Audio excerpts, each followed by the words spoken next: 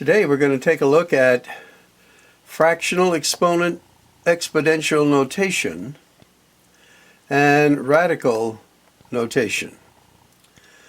So as we look at our first example, 27 to the 2/3 power, we can pretty much see that this is an exponent and it is in a fractional form.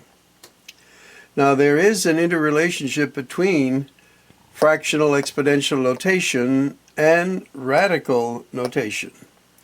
And it's sort of easy, but here's the recipe.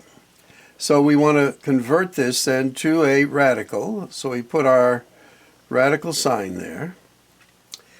And what happens? Well, this becomes our, which is the base, becomes our radicand.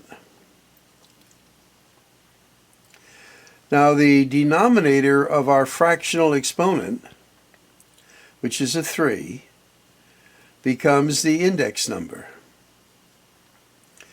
And the numerator of our fractional exponent becomes the exponent to which we raise this expression.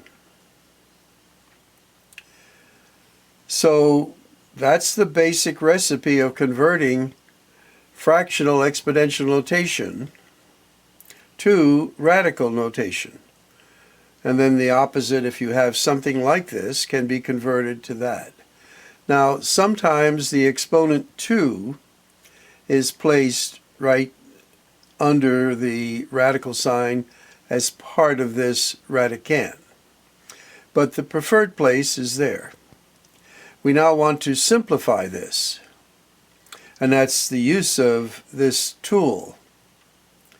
Well, the third root of 27 is 3. And we now have 3 that will be raised to the second power. And we get an answer of 9. Now in MATLAB I saw this as one of the examples which is closely related to this. And you might say, well, what happens?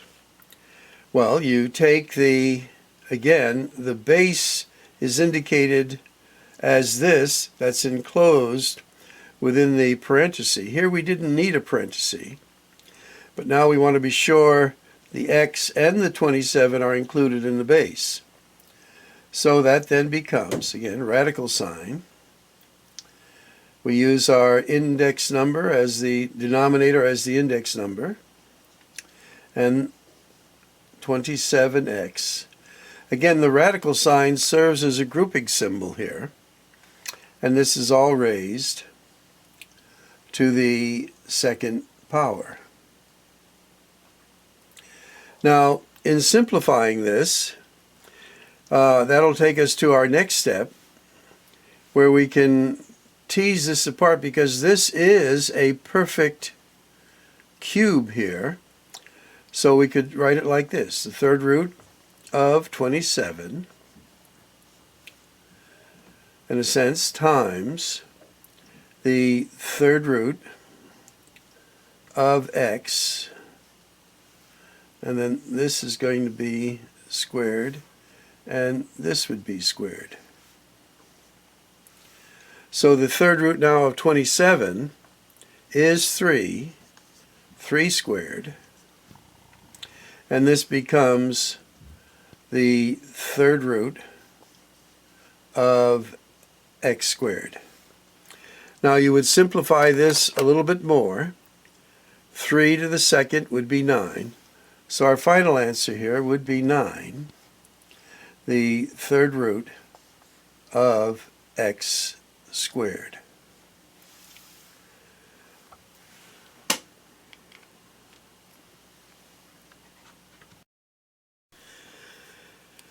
In this next example, we're seeing it in radical notation, and we want to convert it to fractional exponential notation.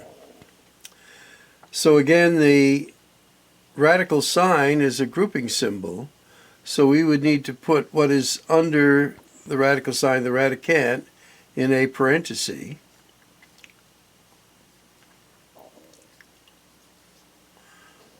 to keep the integrity of that.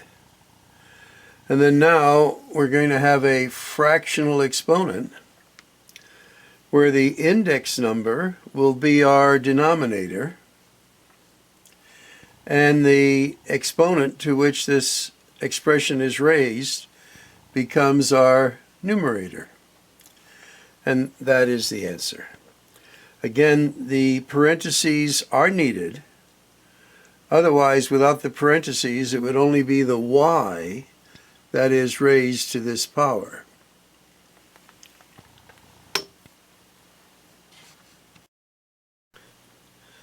And another example in which we have a fraction, and we're asked to write an equivalent expression with positive exponents, and if possible, simplify. Well, remember there is an exponent there of 1, and there is an exponent there of 1 in a sense for this. So in simplifying, the top stays the same, and we don't write the 1.